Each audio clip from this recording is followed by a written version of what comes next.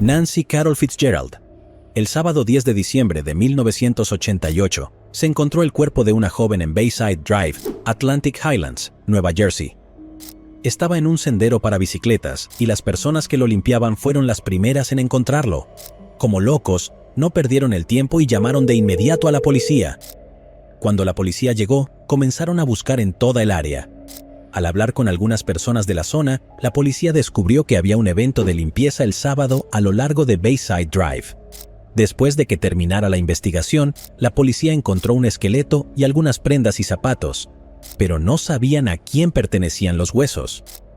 Donna Fontana, una antropóloga forense del estado de Nueva Jersey, examinó los restos y concluyó que pertenecían a una joven blanca de entre 15 y 18 años que probablemente había muerto desde mediados de la década de 1970. Los miembros del MCPO y el Departamento de Policía de Atlantic Highlands investigaron juntos el caso. Utilizaron diferentes métodos de investigación, pero ninguno de ellos pudo descubrir la identidad de la fallecida. En la década de 1990, se realizó un perfil de ADN a partir de los huesos y se utilizaron comparaciones, que tampoco funcionaron al principio. En su investigación de este caso, la policía siempre se quedaba sin respuestas, pero no dejaron de buscar. Siempre estaban hablando con la gente en Atlantic Highlands, pero aún así no conseguían avances en el caso, de modo que este se enfrió sin nuevas pistas. En 2020, la teniente Andrea Tosi y el detective Wayne Raynor del MCPO contactaron a Boat Technology, una empresa de análisis de ADN con sede en Virginia, para que investigara el caso utilizando tecnología mucho más avanzada de la que estaba disponible anteriormente. La persona que durante mucho tiempo había sido marcada como desconocida resultó ser una mujer y tener un pariente lejano que vivía en Georgia. El pariente aceptó una entrevista y luego accedió a ingresar el ADN de su madre en la base de datos, lo que llevó al descubrimiento de otra pista.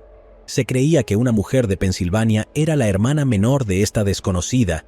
En agosto se habló con la mujer y aceptó proporcionar una muestra de ADN. Los resultados de la prueba significaron que existía una probabilidad del 99.9997% de que nuestra joven estuviera directamente relacionada con la persona.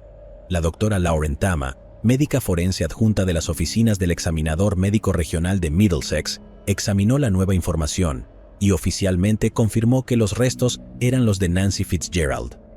La investigación había estado buscando esto durante décadas. Después de eso, se informó a los familiares de Nancy Fitzgerald que todavía estaban vivos y su cuerpo les fue enviado para ser enterrado. Los detectives pudieron ponerse en contacto con ellos, hablar con ellos y descubrir más sobre Nancy. Nancy Carol Fitzgerald nació en Nueva Jersey y creció en el condado de Essex. Su madre y su padre la tuvieron en 1956.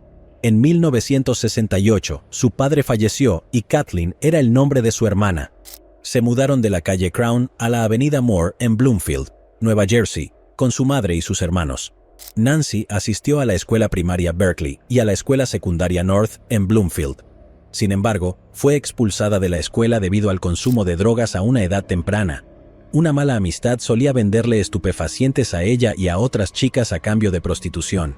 En 1971, sufrió una sobredosis y fue llevada de urgencia a un hospital por la policía. En abril de 1972, Nancy tuvo una cena de Pascua con su familia en su casa en Bloomfield. Esta fue la última vez que vieron a Nancy, porque al día siguiente, el 3 de abril, desapareció sin rastro. Tenía 16 años en ese momento. En la noche del 3 de abril, su madre y su hermana llamaron claramente a la policía y ésta comenzó a investigar. Cuando Nancy desapareció llevaba calcetines hasta la rodilla, un sostén cubierto de encaje y sandalias de plataforma con correas de cuero. Iba regularmente al dentista porque tenía un espacio en sus dientes superiores centrales. Después de que pasara un año sin noticias de ella, su madre recibió una llamada telefónica de una chica extraña. La chica suplicaba y gritaba pidiendo ayuda diciendo: «Mamá, cometí un gran error. Ven a buscarme, ayuda». La madre de Nancy pensó que era Kathleen, ya que habían perdido la esperanza de encontrar a Nancy en ese momento. Pero cuando Kathleen regresó a casa esa noche a salvo, su madre se dio cuenta de quién podría haber sido. Volvieron a contactar a la policía, pero como en el pasado, la policía no pudo encontrar nada. La hermana de Nancy, Kathleen, recorrió el país buscándola durante años, pero tampoco logró encontrar a su hermana. Décadas más tarde, se enteraron de lo que le había sucedido. En 2020, con los resultados de las pruebas de ADN, Raymond Santiago, el fiscal del condado de Monmouth, dijo en un comunicado: "El anuncio de hoy es el resultado de décadas de arduo trabajo de una red de personas cuya determinación y creatividad colectivas resultaron imparables. También es un signo de nuestro firme compromiso de encontrar la verdad y servir a los intereses de la justicia, sin importar cuánto tiempo haya pasado o qué obstáculos puedan surgir en una investigación". 50 años después, gracias a las pruebas de ADN modernas y las entrevistas con parientes lejanos en Georgia y Pensilvania, las autoridades confirmaron que los restos de Fitzgerald fueron encontrados después de todos estos años. El constante desarrollo en la ciencia forense y las pruebas de ADN está resolviendo muchos casos sin resolver en todo el mundo. Debemos estar agradecidos con todas las personas detrás de este avance. El desconocido del condado de Lenawee. El 19 de noviembre de 1997, un granjero en el pueblo de Blissfield, Michigan, hizo un descubrimiento espantoso mientras se preparaba para cosechar el maíz restante en su campo. Mientras caminaba por el pasto, vio lo que quedaba de un cuerpo humano. El cadáver no tenía cabeza ni manos y estaba desnudo. Una búsqueda en el campo no encontró evidencias que pudieran estar relacionadas con el torso mutilado. El descubrimiento se mantuvo como un misterio durante un cuarto de siglo, pero la nueva tecnología ha revelado dos sospechosos que podrían resolver el rompecabezas de una vez por todas. El pueblo de Blissfield, Michigan, es una mezcla de vida rural y suburbana, con una población de 3.905 habitantes. Es una comunidad agrícola unida y conservadora con acres de campos de maíz circundantes. Está escondida entre ciudades más grandes, lo que brinda a los residentes un santuario lejos de la vida acelerada del siglo XXI. Es aquí donde comienza el misterio de este desconocido en el campo de maíz.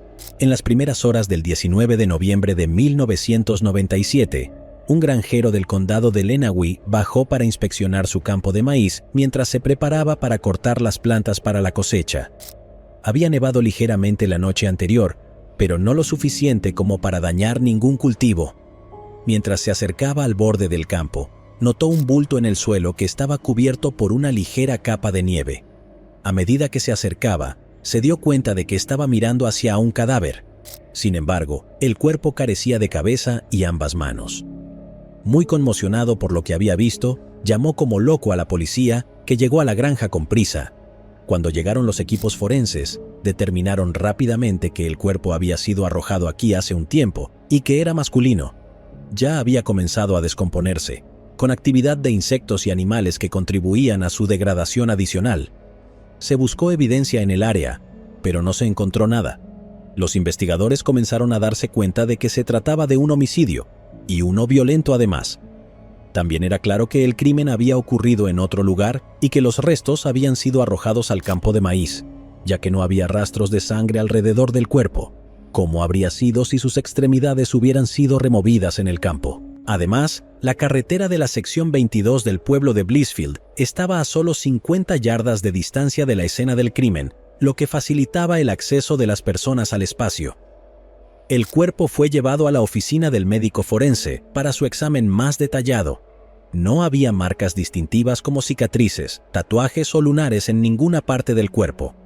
El médico forense estimó que el asesinato había ocurrido en los últimos 3 meses debido al estado de descomposición. Al examinar de cerca las heridas causadas por el desmembramiento, el médico forense notó que las partes del cuerpo de la víctima habían sido cortadas con una sierra. Había marcas de sierra alrededor de los huesos del cuello y las muñecas. El médico forense creía que claramente era un intento de dificultar que los investigadores identificaran a la víctima. El forense pudo recopilar información básica basada en muestras de tejido y estimaciones. Determinó que la víctima era de tez clara, de ascendencia hispana y tenía entre 20 y 40 años. Se estimó que la altura de la víctima estaba entre 1,73 y 1,78 metros, con un peso de alrededor de 168 kilogramos. Los investigadores se dispusieron a encontrar respuestas, pero sin cabeza ni manos, no había forma de determinar la identidad de la víctima. Registraron bases de datos de personas desaparecidas e interrogaron a personas de la zona. Una teoría que tomó fuerza fue que la víctima era parte de un trato de drogas que salió mal. Algunos lugareños afirmaban que recientemente había ocurrido un trato de drogas cerca de Toledo, Ohio. Los investigadores siguieron esa pista, pero no llevó a ninguna parte. También recibieron una pista de una fuente anónima al principio de la investigación en 1997. La persona que llamó les dijo a los investigadores que el cuerpo podría pertenecer a un hombre conocido solo como Roberto. Roberto fue descrito como un hombre hispano de entre 20 y 50 años, con cabello oscuro y bigote. Según la fuente, Roberto era de Texas, estaba casado y era padre. Supuestamente, Roberto estaba de viaje a Chicago cuando desapareció. También les dijeron que Roberto tenía una casa en algún lugar entre McAllen y Weslaco, en Texas, donde criaba pollos. Con esta información, los investigadores ingresaron los detalles en los sistemas nacionales de personas desaparecidas y no identificadas conocidos como NAMUS. Se desarrolló un retrato hablado y se distribuyó a los medios de comunicación locales. Pero lamentablemente, esta pista no llevó a ninguna parte al final. La presión por resolver el caso comenzó a crecer en los investigadores.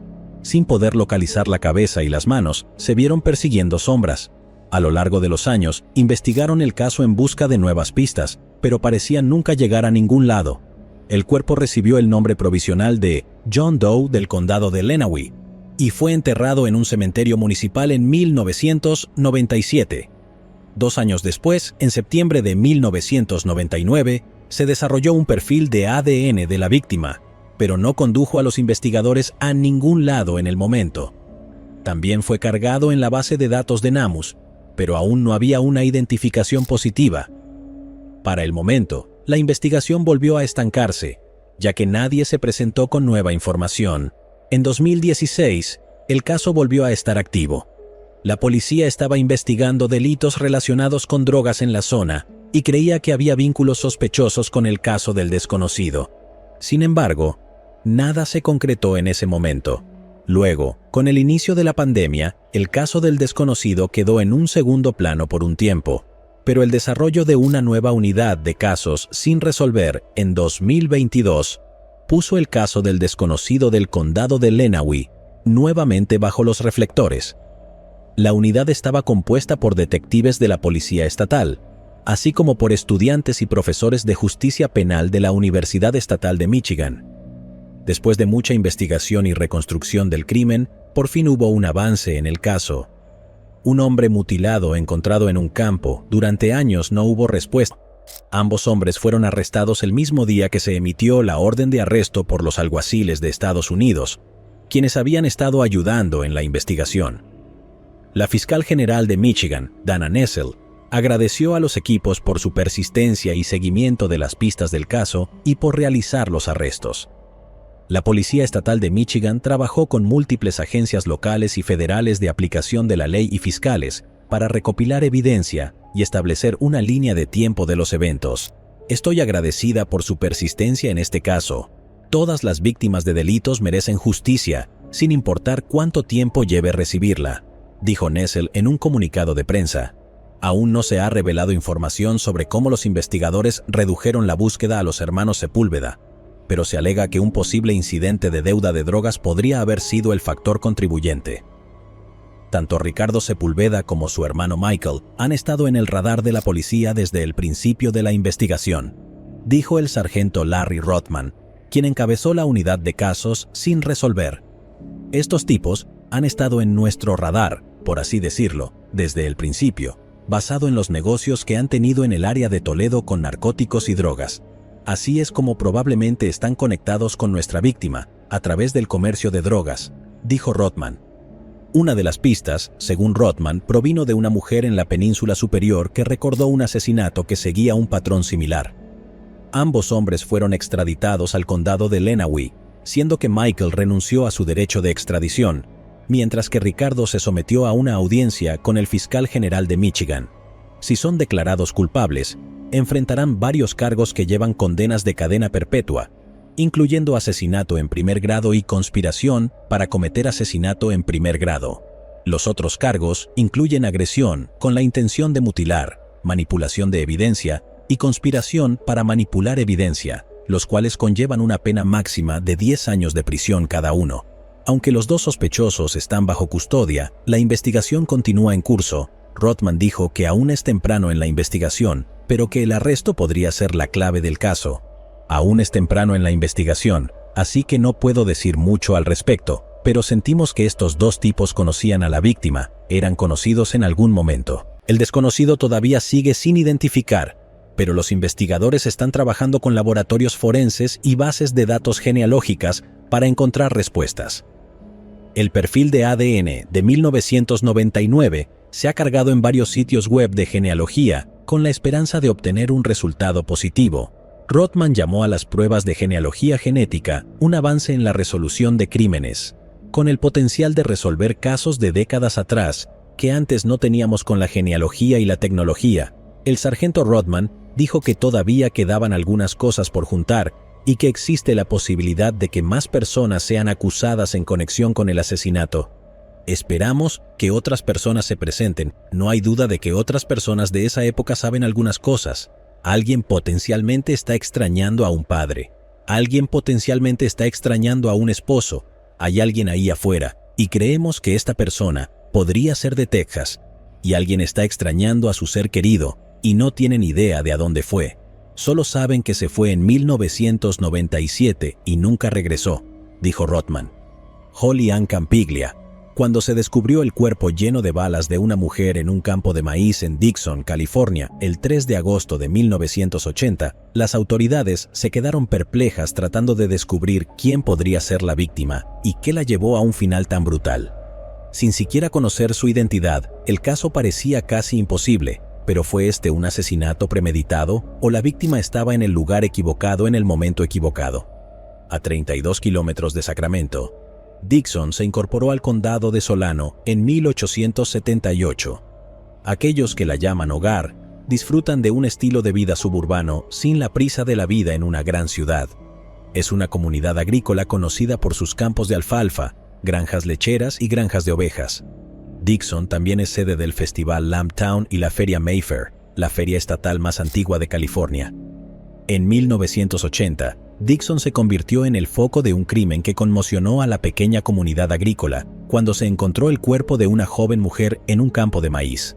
El 3 de agosto de 1980, alrededor de las 3 de la tarde, en pleno verano en Estados Unidos, 2 trabajadores del campo de maíz estaban ocupados limpiando un campo cerca de la carretera Severs en Dixon, cuando mientras avanzaban entre las plantas de maíz en el suelo, notaron algo inusual.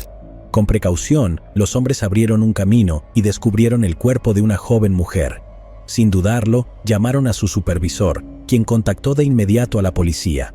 En minutos, oficiales de la oficina del sheriff del condado de Solano llegaron y acordonaron la escena. Se determinó que era un homicidio, ya que la víctima parecía haber sido disparada múltiples veces. Registraron el área inmediata en busca de pistas, pero no encontraron nada. No había pertenencias de la víctima en el área ni ninguna forma de identificación. Después de interrogar a otros trabajadores y posibles testigos, no obtuvieron respuestas a sus crecientes preguntas. Los investigadores dedujeron que la joven mujer fue asesinada en otro lugar y abandonada en el campo de maíz, ya que estaba cerca de la carretera. El cuerpo de la víctima fue llevado al depósito municipal del condado para una autopsia completa. La causa de la muerte fue determinada como homicidio por heridas de bala. Había recibido 6 disparos en la cabeza y el cuello. No había señales de agresión sexual ni de heridas defensivas.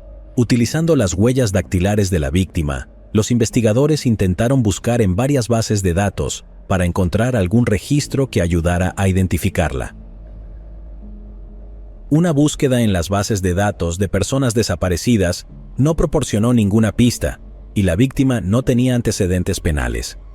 Fue nombrada como la Jane Doe de Dixon y se creó un perfil con bosquejos de su rostro.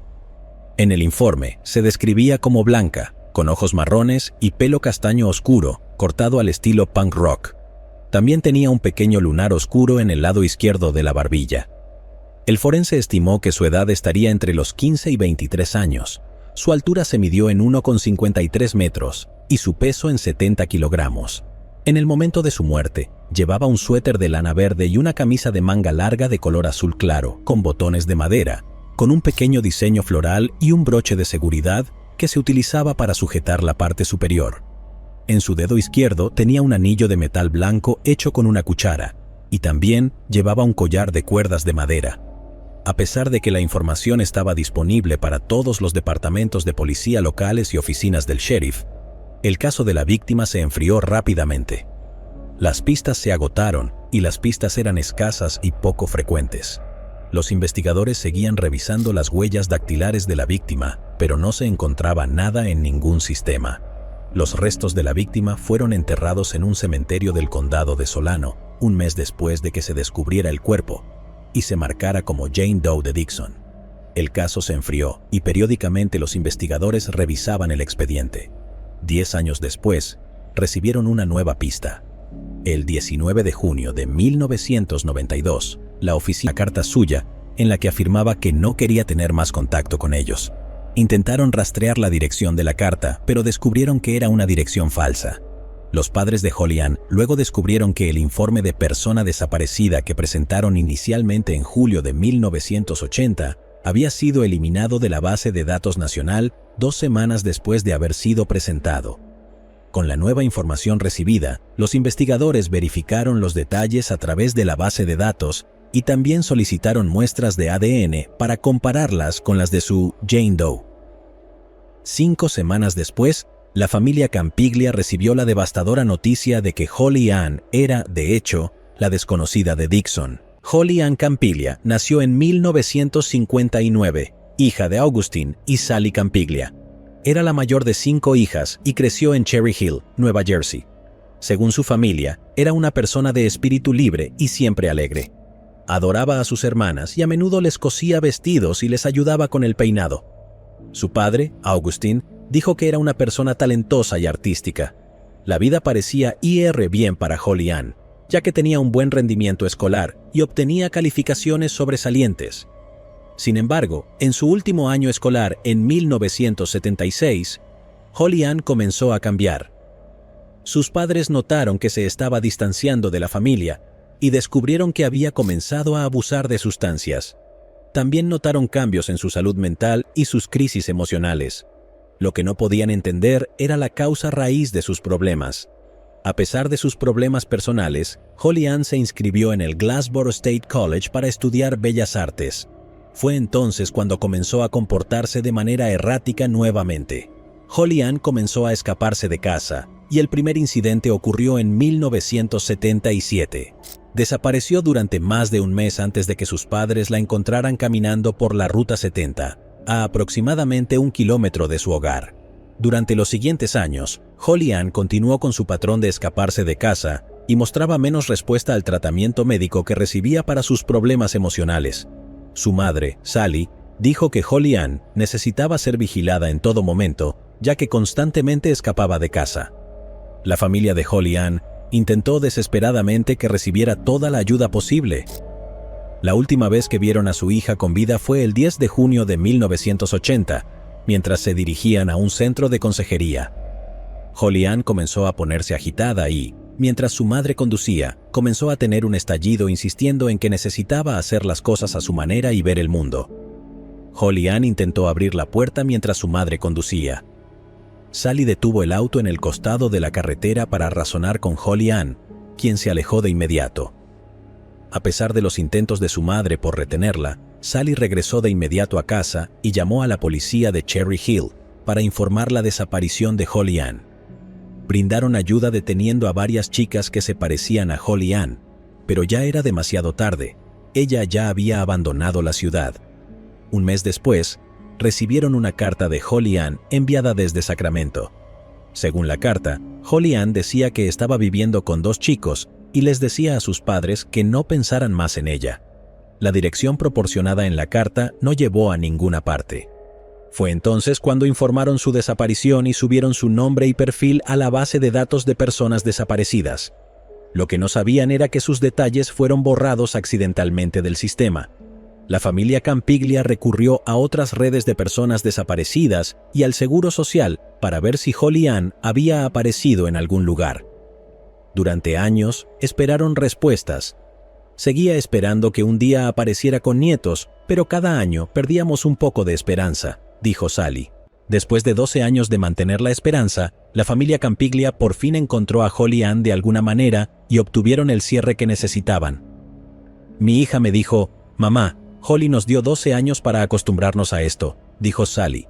Con cada año, perdimos un poco de esperanza. De alguna manera, saber lo que le sucedió es una especie de alivio, agregó. Los restos de Holly Ann fueron trasladados en avión desde California a Nueva Jersey para su entierro final en 1992. Sally comentó que sería la primera y última vez que Holly Ann estaría en un avión, ya que nunca podía esperar por un avión, siempre hacía autostop o tomaba un autobús cuando se iba. Cuando enviaron su cuerpo a casa, fue la primera y la última vez que ella estuvo en un avión. Los investigadores ahora tenían un nombre para la víctima y trabajaron con la familia de Holly Ann para encontrar respuestas sobre su asesinato. Al no haber tenido noticias de ella en más de 12 años, no pudieron ofrecer nueva información que ayudara al caso. Volvieron a estar en el punto de partida. Sin nuevas pistas significaba no avanzar en la investigación. El caso volvió a enfriarse. Mientras el caso permanecía sin resolver, la familia comenzó a investigar la nueva tecnología que se estaba introduciendo para resolver casos sin resolver. En 2021, las hermanas de Holly Ann se acercaron a la oficina del sheriff del condado de Solano para averiguar si era posible volver a analizar todas las pruebas biológicas que se habían recopilado en la escena del crimen y en el cuerpo de Holly Ann. La oficina del sheriff revisó el caso y volvió a enviar las pruebas. Afortunadamente, las pruebas se habían conservado adecuadamente. Los avances en la tecnología permitieron analizar el material biológico a pesar de su antigüedad. Las muestras de ADN se enviaron al Instituto de Investigación Serológica, quienes lograron descubrir un perfil de ADN ajeno. Los resultados de laboratorio confirmaron que el ADN ajeno encontrado en varias piezas de evidencia correspondía al de un hombre. Con un nuevo perfil de ADN, los funcionarios presentaron sus nuevos hallazgos al Laboratorio de Criminalística de San Mateo, California. Pronto descubrieron que el perfil de ADN ya estaba en su sistema y pertenecía a un hombre que ya estaba cumpliendo una larga pena de prisión, Herman Lee Hobbs. Herman Lee Hobbs, de 76 años, ya estaba cumpliendo condena en la prisión estatal de Valley en Chowchilla. Hobbs había vivido en Sacramento y trabajaba como mecánico. Según los informes, estaba casado con una mujer llamada Louise Hobbs y tenía hijos con ella. Se alegaba que Hobbs era consumidor de drogas y también estaba involucrado en la fabricación de metanfetaminas para su propio uso. No hay mucha información sobre su vida personal, pero su historial delictivo es extenso y perturbador. En 1969, a los 22 años, Hobbs fue arrestado después de liderar una persecución policial tras una serie de robos en Sacramento. Admitió ser responsable de más de una docena de robos y aceptó declararse culpable de ser el ladrón en serie. Sin embargo, durante su sentencia, intentó escapar de la sala del tribunal y tuvo que ser reducido por los agentes del juzgado. Fue liberado en 1975 después de cumplir solo 5 años, pero lo peor estaba por venir. En el año 2000, la carrera criminal de Hobbs llegó a su fin. Fue condenado por agredir a una mujer del condado de Yuba, California. Después de su condena, su propia hija y sobrina ofrecieron una pista de que Hobbs podría ser responsable de numerosos ataques mortales entre 1975 y 2000. Los investigadores revisaron varios casos sin resolver y pudieron identificar los movimientos de Hobbs desde su liberación. En enero de 1975, Terry Pata, de 13 años, había salido temprano de la escuela después de quejarse de sentirse enferma y con dolor de cabeza. Nunca llegó a su casa. Su cuerpo fue encontrado 9 días después, escondido en un tubo de desagüe a lo largo de la ruta que normalmente tomaba para regresar a casa. Había sido mortalmente herida con un cuchillo. Los investigadores descubrieron que Hobbs se había mudado a Rio Linda en 1975 y vivía a solo una cuadra de la casa de Terry. Con el ADN de Hobbs ya registrado, lo compararon con las pruebas del asesinato de Terry y encontraron una coincidencia positiva. Hobbs ya estaba cumpliendo una larga condena por el caso del condado de Yuba en 2000. Se declaró no culpable del asesinato de Terry y recibió otra condena de 25 años a cadena perpetua. Otro caso sin resolver resurgió después del arresto de Hobbs. En el año 2000, madereros que trabajaban cerca de las colinas del condado de Yuba descubrieron el cráneo de una mujer. Los restos fueron enviados a un laboratorio de antropología en California para realizar pruebas de ADN, y los resultados demostraron que el cráneo pertenecía a Brenda Ann Tucker, de 29 años, quien fue reportada como desaparecida en mayo de 1994. Su ropa fue encontrada cuidadosamente doblada junto a un arroyo en el área de Rackerby, y su automóvil fue descubierto en el estacionamiento de un mercado en Brownsville. Brenda fue clasificada como desaparecida hasta diciembre del 2000. Después de los resultados de la autopsia, se comprobó que fue un disparo en la parte posterior de su cabeza lo que la mató. Además, testigos se presentaron después del descubrimiento afirmando que Brenda fue asesinada. El caso fue llevado a juicio mientras Hobbs cumplía su condena por el asesinato de Terry. El sargento detective del condado de Yuba, Phil Spadini, testificó en el juicio y dijo que los testigos afirmaron haber visto a Brenda salir de la residencia de Hobbs poco antes de que él también fuera visto salir. También mencionó que la ropa de Brenda fue encontrada aproximadamente a medio kilómetro de la casa que compartía con su esposa Louise en 1994, e incluía una toalla de la propia casa de Hobbs. Además, agregó que los restos de Brenda fueron encontrados a poca distancia de donde vivía Hobbs en 1984. Spadini también presentó 2 llamadas recibidas de mujeres del condado de Yuba que alegaban que Hobbs las agredió, una de las cuales dijo que su agresión ocurrió cerca del bosque donde se encontraron los restos de Brenda. La familia de Brenda dijo que Hobbs los conocía bien y a menudo era un invitado en su casa durante la década de 1990. El ADN encontrado en los pantalones negros que Brenda llevaba cuando fue vista por última vez resultó ser compatible con Hobbs. Sin embargo, el 17 de septiembre de 2002, durante su comparecencia, un juez desestimó el caso argumentando que no había pruebas suficientes para vincular a Hobbs con el asesinato de Brenda. Los investigadores también estaban investigando una posible conexión entre Herman Lee Hobbs y la desaparición de Jennifer Lynn Wallace, de 35 años, de Dobbins, en el condado de Yuba. Jennifer fue reportada como desaparecida por su esposo separado en noviembre de 1997, después de no reunirse con él según lo programado. En 2023, el nombre de Hobbs volvió a surgir después de que se encontrara ADN en la escena del crimen de Holly Ann Campiglia, que coincidía con el suyo durante la reinvestigación del caso. Se emitió una orden para obtener el ADN de Hobbs y confirmar una coincidencia directa. Se demostró que era una coincidencia positiva con el perfil de ADN masculino encontrado en la evidencia. Hobbs fue acusado el 24 de febrero de 2023 por el asesinato de Holly Ann Campiglia. Fue trasladado de la prisión estatal a la cárcel del condado de Solano, donde se encuentra detenido sin derecho a fianza. Hobbs está programado para comparecer el 13 de marzo de 2023 en el Tribunal Superior del Condado de Solano en Fairfield. Los investigadores están trabajando actualmente en la investigación de otros 5 casos que podrían estar relacionados con Herman Lee Hobbs.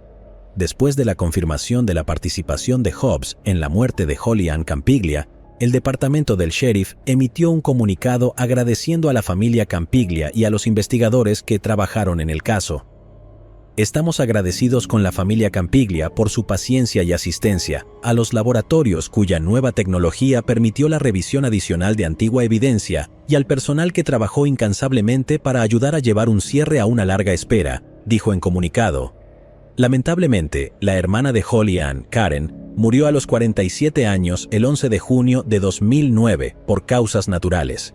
El 3 de julio de 2016, su madre Sally Campiglia también falleció a los 83 años sin saber quién era responsable del asesinato de su hija.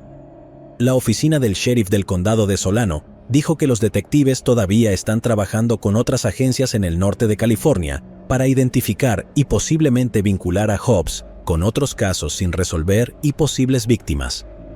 Para los investigadores que asumen el desafío de los casos sin resolver, se convierte en un trabajo motivado por la determinación, la dedicación y la responsabilidad hacia las familias de las víctimas para llevar un caso hasta el final, sin importar cuántos años lleve a encontrar respuestas. En el caso de Holly Ann Campiglia, la necesidad de respuestas de su familia podría brindar cierre a muchas otras familias que podrían haber perdido a seres queridos por los malvados motivos de Herman Lee Hobbs. Jane Doe de Windy Point. Hay muchos casos de Jane Doe que no han sido resueltos desde hace décadas. A medida que se desarrollan nuevos métodos de pruebas de ADN, no solo se resuelven este tipo de casos, sino también muchos crímenes sin resolver de manera constante. El 7 de julio de 1994, Blake Patton, supervisor de seguridad del Servicio Forestal, fue informado de que una mujer que estaba de excursión con su familia había descubierto un cráneo humano cerca del campamento Smokehouse en el camino forestal 402 de Divide Road, Colorado. Los campistas encontraron la cabeza y la mandíbula en Windy Point. La información fue entregada en ese momento al investigador Mike Wiggins y a un equipo de necropsia que buscaba cuerpos. El equipo de investigación estaba compuesto por personas de diferentes áreas. Mientras los agentes buscaban alrededor, encontraron más huesos que pertenecían a una mujer de aproximadamente 1,68 metros de altura. El cráneo de la mujer tenía pistas sobre su identidad, como coronas de oro y signos de síndrome temporomandibular. Había signos de escoliosis en algunas partes de la columna vertebral. También encontraron el sacro, el coxis, partes de los huesos del brazo y el hombro, y la mayor parte de la cadera derecha.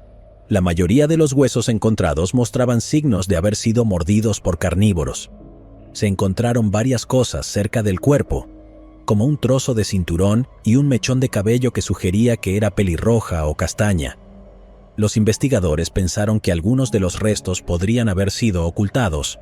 Lo que quedaba no mostraba signos de lesiones antes de la muerte. El informe de la autopsia indicó que aún faltaban muchos huesos. En septiembre de 1994, Robert Pickering, un antropólogo forense, estuvo de acuerdo en que la mujer tenía al menos 35 años y posiblemente más de 40, según cómo lucían sus huesos y dientes.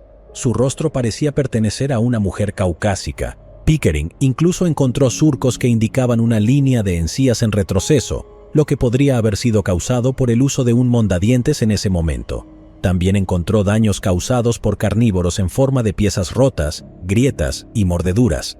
Pickering dijo que la persona murió dentro de un año desde que los restos fueron encontrados. Les dijo: según entiendo, estos huesos fueron encontrados en el suelo, por lo que comenzarían a descomponerse y ser comidos por carnívoros casi de inmediato. La identificación era lo más importante, pero no pudieron averiguarlo. William Rodríguez, quien trabajó como antropólogo forense para el Instituto de Patología de las Fuerzas Armadas en 1995, tampoco pudo resolverlo. En ese momento, Canfield era el patólogo forense en el Hospital Memorial Montrose. Solicitó una reconstrucción facial de los restos. William Rodríguez realizó la reconstrucción y la envió de regreso a Montrose junto con los huesos y la poca información que pudo obtener de ellos. Dijo: no encontramos ninguna pista que ayudara en la investigación. Esperaban que la reconstrucción facial ayudara a encontrar a la persona responsable, pero en realidad no fue de mucha ayuda. Los investigadores hicieron todo lo posible, pero al final no encontraron nada. Los detectives no perdieron la esperanza y siguieron trabajando en el caso y buscando nuevas pistas, pero con el tiempo nadie pudo hacer nada y se conoció como el caso de la Jane Doe de Windy Point. Los investigadores seguían haciendo todo lo posible, pero al igual que al principio, cuando agregaron el ADN de la víctima al sistema combinado de índice de ADN, no encontraron nada. Con el paso de los años, la ciencia y la tecnología del ADN mejoraron cada vez más. Canfield envió muestras de tejido óseo seco y fragmentos de cabello al CBI para ver si se podían utilizar para obtener un perfil de ADN. Sin embargo, él dijo en 2008 que no tenía nada que se pudiera utilizar para comparar las muestras y así identificar a la persona fallecida. A medida que pasaban los años, Canfield y la policía pidieron repetidamente al público cualquier pista, por pequeña que fuera, que pudiera llevar a la identificación de la Jane Doe de Windy Point. A pesar de la gran publicidad y de una segunda reconstrucción facial realizada en 2012, no se resolvió el caso con nueva información. Pero la tecnología del ADN seguía mejorando y se utilizaba en más ámbitos que solo la aplicación de la ley y la medicina. Canfield dijo que guardarían las pruebas hasta que la ciencia se pusiera al día. Antes de eso, las personas que querían descubrir su posible ascendencia podían enviar una muestra de ADN a una empresa que se dedicara a la investigación genealógica. Esto se hizo cada vez más popular porque ayudaba a las personas a encontrar parientes y conocer sus árboles genealógicos. A veces, incluso la policía lo utilizaba. A pesar de que los investigadores tenían el ADN de la víctima, no pudieron analizarlo en el sitio web de genealogía porque le habría costado alrededor de $5,000 a la jurisdicción. En 2020, los investigadores de MSO, Dustin Harlow y Brittany Martinez, solicitaron permiso al teniente Ted Valerio para enviar una muestra de ADN al FBI para realizar una prueba de árbol genealógico. Valerio se lo permitió y Lillard estuvo dispuesto a pagar los $5,000 de costo. En 2021, Lillard dijo que el FBI había seleccionado Windy Point como uno de los aproximadamente 100 casos sin resolver en los que se utilizaría la genealogía genética forense. Pensaron que podría ser una buena idea. Luego, el 19 de abril, el FBI los llamó. Lillard dijo: «Me preguntaron si estaba sentado porque tenían excelentes noticias. Después de trabajar arduamente y esperar, encontraron una coincidencia». Dijo que las muestras enviadas a una de las bases de datos comerciales, a través de las cuales el FBI buscó la muestra, provenían de la hermana y el hermano de la familia Hobbs. La científica forense Denise Benzel, del FBI, confirmó que los restos pertenecían a Susan Hobbs. Por fin se identificó a la desconocida de Windy Point como Susan Hobbs. Cuando los investigadores se encontraron con la familia de Susan, descubrieron quién era ella. Susan era una enfermera práctica con licencia y había vivido en California desde los 11 años. En el verano de 1991, cuando tenía 41 años, se mudó a Lakewood, Washington, con una mujer que se decía que era una posible compañera de cuarto. En 1992, cuando tenía 44 años, estaba feliz de comprar un remolque. Era la primera vez que vivía sola. En algún momento se les uniría un amigo masculino. Aunque estaba lejos de donde venía, se mantuvo en contacto con su familia. Debido a que el remolque de Susan era tan importante para ella, fue extraño que simplemente lo abandonara. Cuando el dueño del parque de casas móviles llegó a su remolque para cobrar el alquiler, la puerta estaba abierta de par en par y había basura por todas partes. Los cajones estaban abiertos y parecía que Susan y sus dos compañeras de cuarto habían dejado el remolque. La familia de Susan era de California, pero tenía una tía y un tío en Washington que estaban preocupados por ella. Siempre hablaban con Susan y decían que llevaba una vida bastante tranquila. Estaban confundidos acerca de lo que realmente le había sucedido. Dijeron que comenzaron a tocar puertas y preguntar a la gente si la habían visto. Se decía que lo que descubrieron era extraño, incluyendo detalles que se habían mantenido en secreto del público. La familia de Susan también publicó un anuncio en un periódico diciendo que su padre estaba muy enfermo y que Susan debía llamarlos, donde quiera que estuviera. Desafortunadamente, nunca recibieron una llamada. Susan tenía 44 años cuando fue vista por última vez en Lakewood, Washington, el 9 de agosto de 1993. Se decía que ella y otras dos personas se fueron rápidamente por alguna razón. Había una posibilidad de que se conociera la identidad de esas dos personas, pero no se reveló. Parecía que Susan había desaparecido en el aire. En 2003, su familia contrató a un investigador privado, pero no pudieron encontrarla. Amy Johnson fue la investigadora privada que la buscaba, y cuando encontraron el ADN del hermano o hermana de Susan, se le notificó. Amy fue quien puso la información en HeadMatch, lo cual fue una buena idea. Amy Johnson pensó al principio que la llamada del número de Colorado era spam, pero cuando escuchó el mensaje, era precisamente lo que había estado buscando. Después de esperar a Susan durante más de 20 años, el mensaje le decía que la desconocida de Windy Point en el condado de Montrose era realmente Susan. Susan siempre había sido importante para ella. A Amy nunca le pagaron por trabajar en este caso.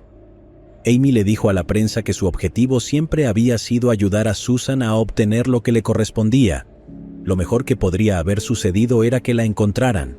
Dijo: «Nunca la he olvidado, incluso 20 años después, su foto cuelga en un lugar donde la veo. Siempre me he preguntado, ¿dónde estás?». Desde 2003 ha estado investigando posibles pistas.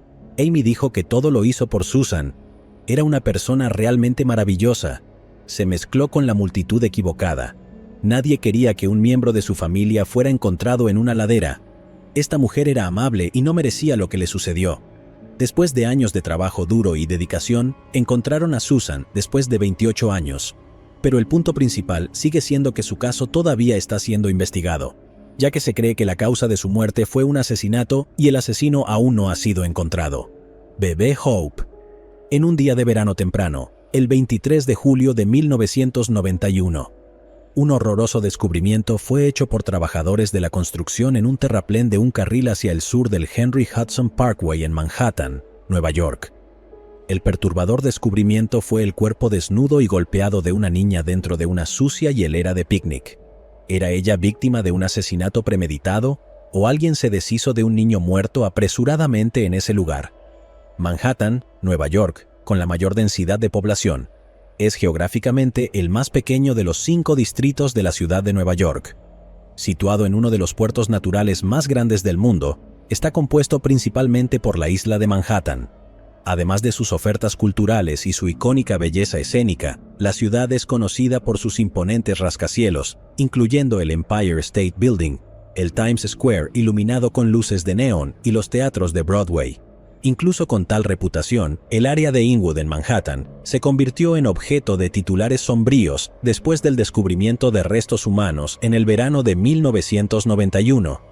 En la mañana del 23 de julio de 1991, el Departamento de Policía de la Ciudad de Nueva York, del precinto 34 de Washington Heights, recibió una llamada escalofriante sobre un descubrimiento macabro.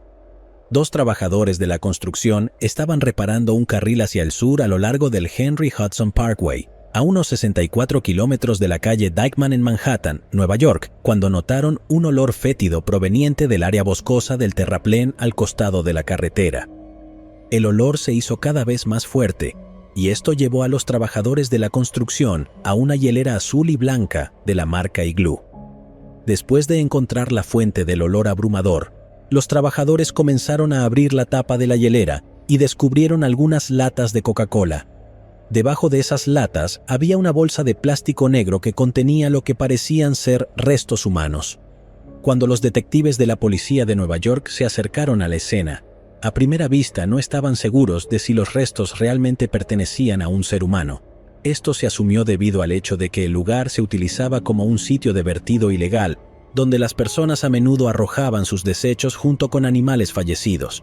Sin embargo, una inspección de la basura demostró lo contrario, ya que rápidamente se determinó que los restos esqueléticos eran humanos. Dentro de la bolsa de basura, la niña pequeña yacía en posición fetal con las manos unidas con cuerda y un cordón de persianas venecianas.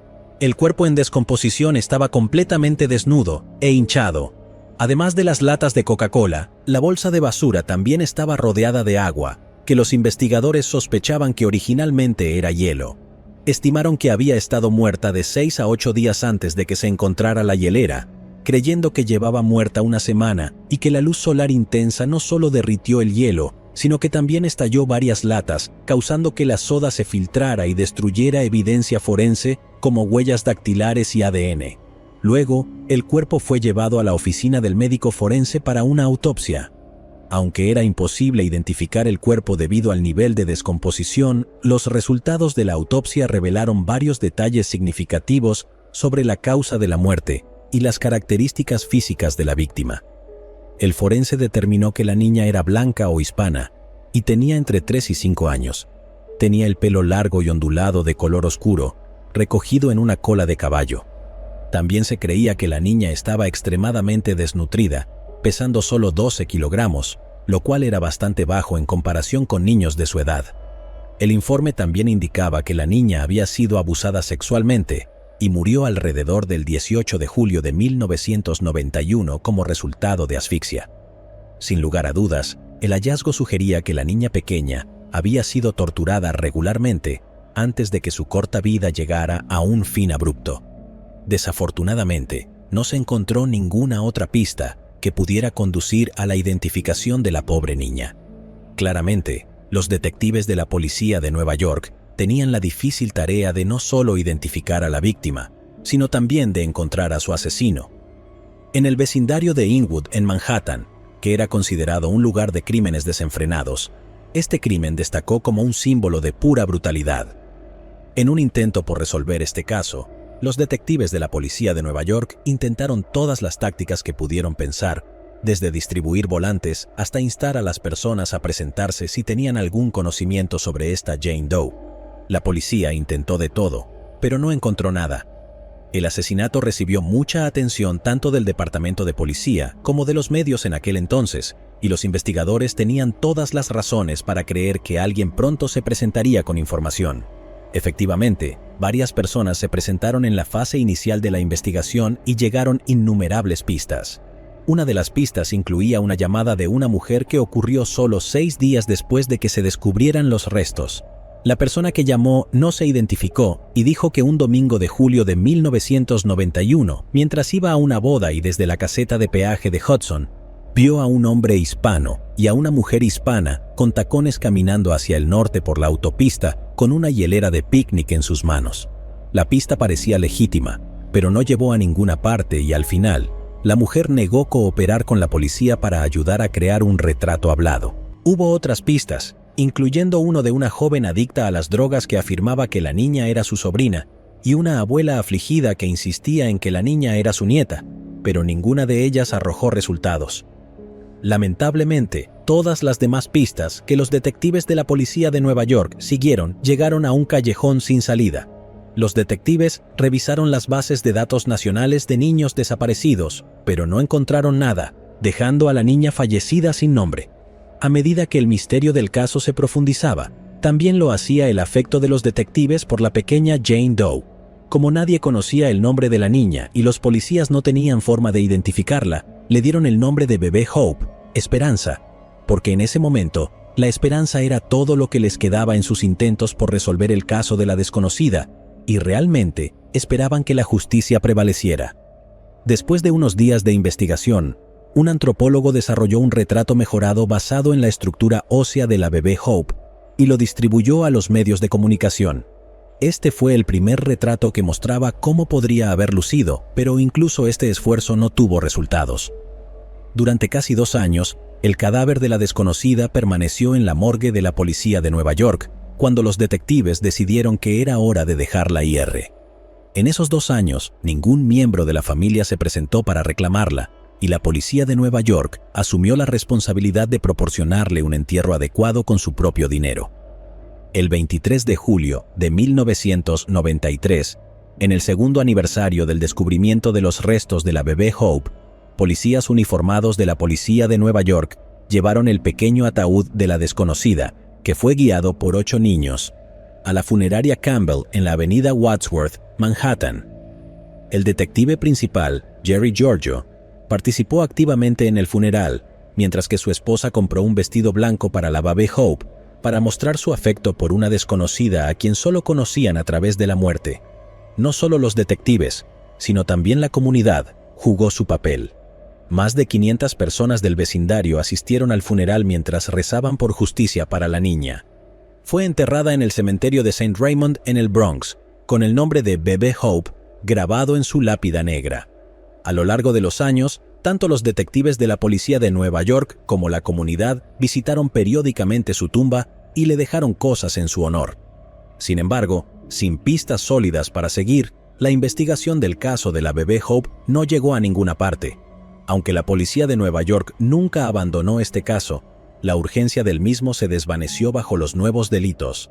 A lo largo de los años, hubo algunos avances menores en el caso, pero en su mayoría quedó en el olvido, y cada aniversario del asesinato de la bebé Hope, los medios locales de Nueva York publicaban la historia con la esperanza de refrescar la memoria de un testigo potencial o de generar conciencia sobre este horrendo crimen. Los esfuerzos siempre se quedaron cortos y el caso se mantuvo sin resolver. Para el año 2000, se introdujeron muchas nuevas tecnologías y desarrollos de perfiles forenses en el sistema criminal, los cuales no estaban disponibles en los años 90. Al ver que estas tecnologías estaban resultando útiles en otros casos sin resolver, la policía de Nueva York intentó utilizar estas técnicas para construir un perfil forense de ADN de la bebé Hope y consultarlo en todas las bases de datos de niños desaparecidos. Sin embargo, ese esfuerzo resultó infructuoso. Ya que la tecnología seguía avanzando, el cuerpo de la bebé Hope fue exhumado 2 veces en un lapso de 4 años, la primera vez en 2006 y la segunda en 2011. Ninguna de estas pruebas resultó significativa, ya que los detectives aún no lograban desvelar el misterio de la identidad de la bebé Hope. Con el aliento del público, la policía de Nueva York reabrió el caso en 2013. En julio del mismo año, con motivo del 22º aniversario del descubrimiento de la bebé Hope, La policía de Nueva York realizó otra ronda de publicidad sobre el caso. Los detectives recorrieron el vecindario donde se encontró el cuerpo, colocaron volantes y distribuyeron los bocetos de la niña y una fotografía del enfriador. Incluso anunciaron una recompensa de $12,000 por información que condujera a un arresto. Sus esfuerzos por fin lograron un avance en el caso después de 2 décadas. Tras ver los volantes, una mujer llamó a la línea de Crime Stoppers de la ciudad de Nueva York para compartir información valiosa. La mujer compartió con la policía una conversación que había escuchado en una lavandería 2 años antes, en la que otra mujer afirmaba que la bebé Hope podría haber sido su hermana. La informante también proporcionó varios datos sobre la familia de esa mujer. Esta pista llevó a los investigadores a una mujer casada de Brooklyn llamada Laurencita Lorena Ramírez, madre de 3 hijos. Cuando los investigadores tocaron la puerta de Lorena y ella la abrió, se encontraron con una sorprendente semejanza con la bebé Hope, como si estuviera viva. Lorena tenía un parecido impactante con la imagen policial de la bebé Hope, lo que les dio cierta seguridad a los detectives de que podrían haber llegado al lugar correcto. Sin perder tiempo, los detectives comenzaron a interrogar a Lorena sobre su hermana desaparecida. Lorena afirmó que no recordaba nada acerca de una de sus hermanas desaparecidas, ni siquiera su nombre, hasta que ella tenía 11 años y su hermana menor, Maribel, se reunió nuevamente con la familia después de pasar varios años con la familia de su padre. Fue Maribel quien le contó a Lorena que recordaba que una noche fue despertada de repente por algo y presenció cómo el cuerpo de su hermana fue metido en un refrigerador y colocado en una hielera. Más tarde también recordó mirar hacia otra habitación y ver bolsas de plástico en el suelo, junto con una conversación entre 2 adultos que incluía la frase «no encaja». Sin embargo, ni Maribel ni Lorena dieron a conocer esta información. Lorena ni siquiera relacionó el caso de la bebé Hope con estos recuerdos hasta unos meses después del aniversario del descubrimiento de los restos, cuando lo vio en un canal de televisión. La historia era inquietantemente conveniente en lo que respecta al asesinato de la bebé Hope. Sin embargo, los investigadores necesitaban un pariente para obtener una coincidencia de ADN, lo que los llevó a la madre de Lorena. Con la ayuda de Lorena, los detectives no perdieron mucho tiempo en localizar a su madre, Margarita Castillo, quien vivía cerca de su hija en Washington Heights, Queens, Nueva York. Sin embargo, por mucho que los investigadores estuvieran ansiosos por hablar con ella, Margarita no mostró el mismo interés en hablar con ellos y los rechazó antes de que los investigadores obtuvieran legalmente un sobre con el ADN de Margarita. Los resultados de las pruebas de este ADN arrojaron la respuesta que los detectives habían estado buscando durante más de 2 décadas. Margarita Castillo era la madre biológica de la bebé Hope. Con lágrimas en los ojos, Margarita accedió a hablar solo cuando vio los resultados del ADN y el retrato compuesto de la bebé Hope. Margarita les hizo saber a los investigadores que la bebé Hope era, de hecho, su hija perdida hace mucho tiempo, Angélica Castillo. Después de décadas de yacer sin nombre en un cementerio de Manhattan, la bebé Hope por fin recuperó su nombre. Sin embargo, esta revelación generó más preguntas que respuestas. Una de las más significativas era por qué Margarita nunca había reportado a su hija como desaparecida en primer lugar, alegando que solo actuó de esa manera porque no tenía conocimiento de que Angélica estuviera desaparecida. Margarita comenzó a contarle a los investigadores la historia de cómo se distanció de su propia hija. Angélica nació el 24 de abril de 1987, fruto de su madre Margarita Castillo y su padre Genaro Ramírez. A pesar de tener varios hijos, la vida matrimonial de la pareja era tumultuosa, ya que Margarita tenía miedo de Genaro, quien tenía fama de ser abusivo. Pocos años después del nacimiento de Angélica, Margarita y Genaro se separaron debido a sus constantes peleas. Según Margarita, fue después de una de esas peleas, en 1991, que ella tomó a sus 3 hijas y abandonó el hogar. Al día siguiente, Genaro llamó a Margarita diciendo que quería ver a sus hijas. Aunque aún estaba enojada por su comportamiento, Margarita aceptó considerando que Genaro seguía siendo el padre de las niñas. Siguiendo las instrucciones de Genaro, Margarita llevó a las niñas a la casa de la sobrina adulta de Genaro, donde él ya estaba presente. Después de pasar la noche allí, Margarita decidió irse al día siguiente. Fue entonces cuando Genaro le hizo una extraña petición. Quería que ella dejara a sus 2 hijas menores, Angélica y Maribel, con él, y se llevara a la mayor, Lorena. Margarita, consciente de su naturaleza violenta, sabía que no era solo una petición, sino una amenaza. A pesar de no estar de acuerdo con el arreglo, Margarita dejó a sus hijas menores con él. Margarita también dijo que visitaba a las niñas con frecuencia después de verse obligada a dejarlas con su padre y les llevaba pequeños regalos. Durante una visita, cuando vio que su esposo separado no estaba cerca, le preguntó a la sobrina, Balbina Juárez Ramírez, si podía llevarse a sus hijas, a lo que Balbina se negó, diciendo que su tío se molestaría si dejaba ir a las niñas. Margarita afirmó que siguió visitando el lugar hasta que un día la familia se mudó sin informarle ni dejar una dirección. Margarita no tenía idea de dónde estaban su esposo separado o sus hijas. En 1995, 4 años después de que se encontraran los restos de la bebé Hope, Margarita recibió una llamada de una mujer que le informaba que Balbina había fallecido.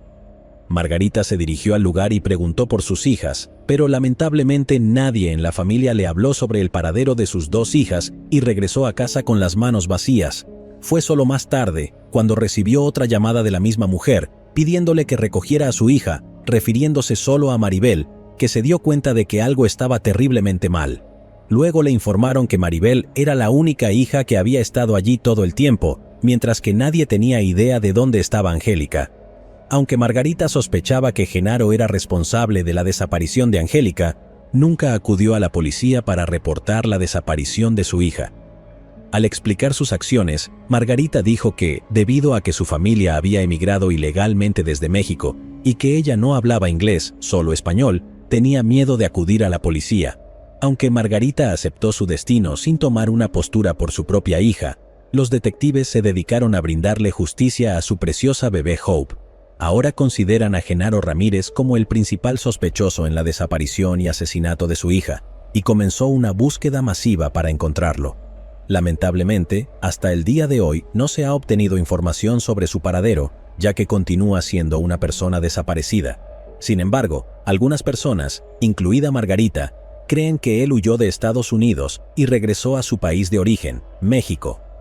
La búsqueda del padre de Angélica fue en vano.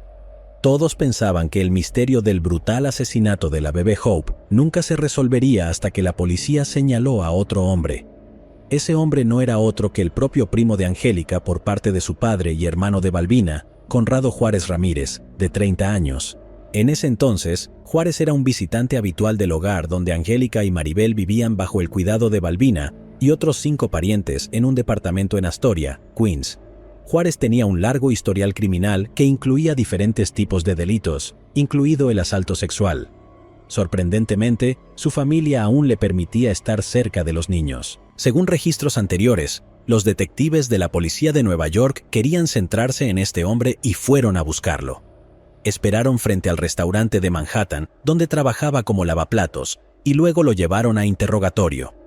Aunque le hicieron preguntas sobre la desaparición de Angélica, los detectives aún sospechaban que el padre de Angélica era el responsable hasta que Juárez soltó una bomba.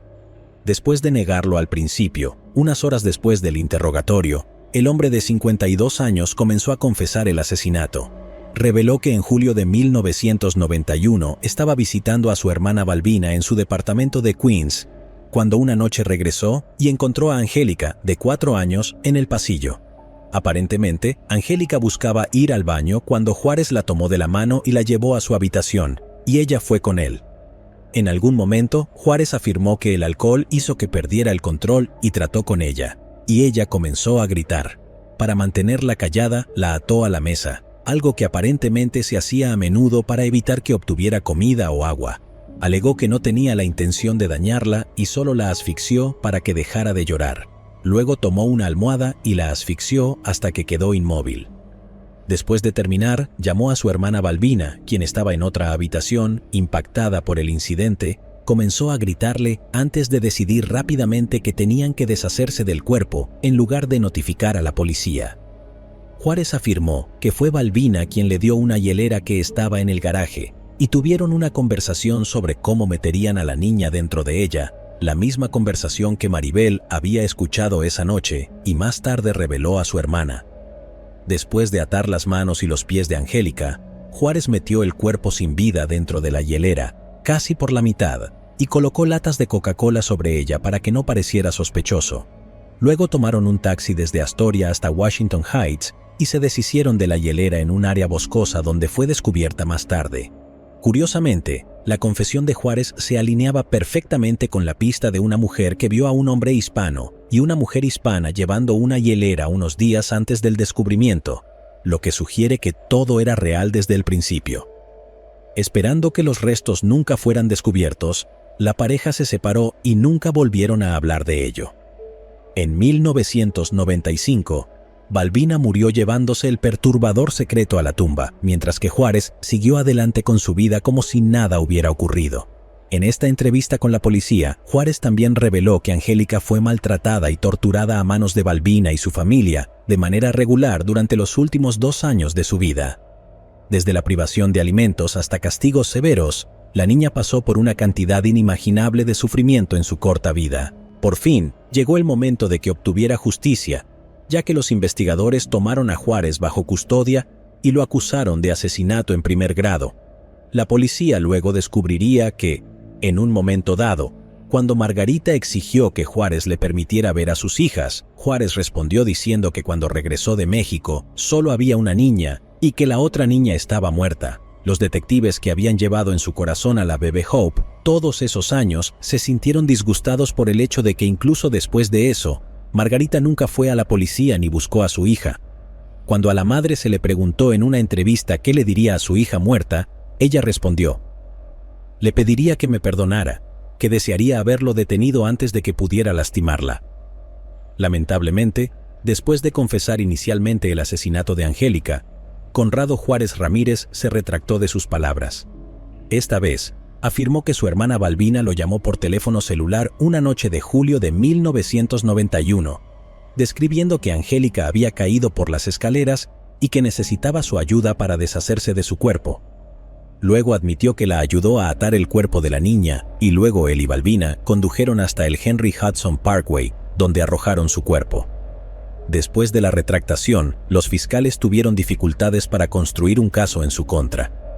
Estaban preocupados debido a la falta de pruebas forenses que vincularan a Juárez con el asesinato. Después de la muerte de Balbina, no había testigos potenciales y los investigadores insistieron en que él describió muchas cosas que solo el asesino sabría. La defensa se centró más en las pruebas forenses. El caso llegó a su conclusión después de 22 años de una larga batalla, pero no de la manera que nadie hubiera deseado. Mientras estaba en la cárcel en 2018, Conrado Juárez Ramírez, de 52 años, falleció después de enfermarse mientras esperaba su juicio en el Tribunal Supremo de Manhattan. Al año siguiente, el caso fue oficialmente cerrado después de que el único sospechoso muriera. En cuanto al padre de Angélica, Genaro Ramírez, los investigadores concluyeron que, aunque podría haber tenido otras posibles víctimas, es probable que no supiera del destino de su hija una vez que se fue de casa y nunca volvió. No hay duda de que esta pobre niña de 4 años había pasado por mucho antes de ser asesinada y dejada a pudrir, pero es asombroso ver cómo extraños derraman su amor por ella, mientras su propia familia le falló y la traicionó. Solo podemos esperar que la pequeña pueda descansar en paz con su nombre en su lápida después de 2 décadas. Steely Doe. El 23 de julio de 1980, un joven granjero de un pequeño y pacífico pueblo en Washington encontró los restos de lo que parecía ser un hombre. La autopsia reveló más tarde que era un hombre de unos 50 años. Los restos llevaban allí aproximadamente un mes. La investigación forense, que estaba en sus inicios, reveló muy poco sobre el hombre. Más tarde se le dio el nombre de John Doe. Nuestra historia de hoy nos lleva a la ciudad de Arlington, uno de los valles fluviales más hermosos del oeste de Washington. El condado de Snohomish tiene una rica y vibrante historia de tala y agricultura. Después de la Primera Guerra Mundial, la agricultura, la ganadería y las fábricas de Texas eran algunas de las principales fuentes de ingresos para los habitantes. Después de la Segunda Guerra Mundial, Arlington siguió siendo una típica ciudad pequeña estadounidense, con la tala y la agricultura como principal medio de vida para muchos. La vida era normal según esos estándares, pero no fue hasta la década de 1960 que la población creció más del 400%. Nuestro caso de hoy nos lleva a este lugar hace 40 años, cuando un adolescente descubre unos restos no identificados de un hombre en el río más famoso de todo el oeste de Washington, el río Stillaguamish. Era el 23 de julio de 1980. Spencer Fuentes era un joven granjero y devoto protestante que asistía a la iglesia luterana en Silvana. Spencer tenía los pantalones descuidadamente enrollados por encima de las rodillas y los tobillos sumergidos en el agua mientras lanzaba moscas y señuelos secos para pescar truchas. En Arlington, la pesca con mosca era una tendencia en aquellos días. Spencer estaba en el río Stillaguamish, cerca de su granja, trabajando en sus habilidades como pescador. Estaba solo en ese momento cuando percibió un hedor. Era invasivo pero tolerable, así que comenzó a buscar la fuente. Debe haber sido un animal muerto, pensó para sí mismo mientras miraba alrededor de las instalaciones. Y fue entonces cuando encontró algo que nunca hubiera esperado. Vio algo flotando entre los troncos en la orilla del río, y cuando se acercó para mirar, vio el brazo de un hombre con los dedos colgando del tronco, con el resto de su cuerpo sumergido bajo el agua del río. No se atrevió a acercarse más y regresó rápidamente a la comisaría de policía más cercana. Un suboficial del sheriff respondió con escepticismo, ya que nadie había denunciado a alguien como desaparecido, pero fue con Spencer para inspeccionar de todos modos. El suboficial luego confirmó que era un cuerpo. Pronto llegó el refuerzo y se llevaron los restos bajo custodia. Se inició una investigación y comenzaron a revisar el perímetro. Los suboficiales solo pudieron concluir que podría haber sido cualquier cosa. Un posible suicidio o tal vez otro entusiasta de la pesca con mosca que sufrió un accidente mientras lanzaba su línea de pesca. Llevaba un saco oscuro y pantalones de algodón. Y todo lo que tenían eran 3 letras en el cinturón: G, R y N. Podrían ser las iniciales de su nombre, pero también podrían ser cualquier otra cosa. Determinaron que la edad del fallecido podría estar entre los 37 y los 70 años, pero ese era un rango demasiado amplio para trabajar. El río no era profundo y ciertamente no lo suficientemente profundo como para ahogarse, pero aún así era una posibilidad, y la condición en la que se encontraba el cuerpo indicaba que la persona debía haber estado muerta durante meses. Cuando un cuerpo está sumergido en agua durante largos periodos de tiempo, pueden ocurrir muchas cosas. Podría haber animales depredadores buscando comida, y podría haber hinchazón en los restos debido a la actividad bacteriana, putrefacción y decoloración de los tejidos blandos. Todos estos factores dificultan que los investigadores identifiquen al fallecido y continúen con la investigación. Julio es el mes más cálido y seco en Washington, y la temperatura del agua podría convertir la piel en ácidos grasos jabonosos. La única explicación probable que pudieron inferir fue la asfixia por ahogamiento, pero más tarde se descartó cuando llegaron los informes de la autopsia. El doctor Clayton Haberman, quien realizó la autopsia, citó que la causa fue aparentemente natural. Los informes de la autopsia determinaron que el fallecido no tenía signos de traumatismo ni signos de ahogamiento, aunque encontraron agua en los pulmones del difunto. Esto se debía simplemente a que la persona estuvo en el agua durante mucho tiempo.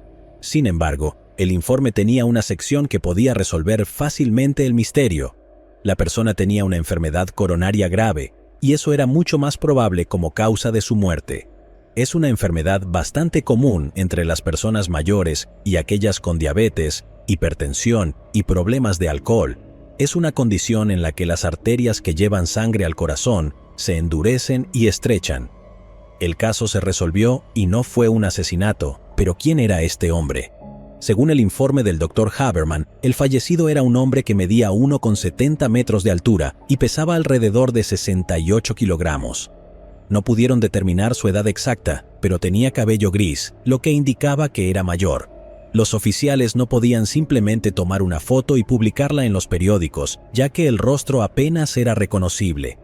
Como tenían muy poco para trabajar, solicitaron la ayuda de un dentista, el Dr. Keith Leonard, quien revisó sus registros dentales comparando los dientes del fallecido con los archivos de personas desaparecidas conocidas.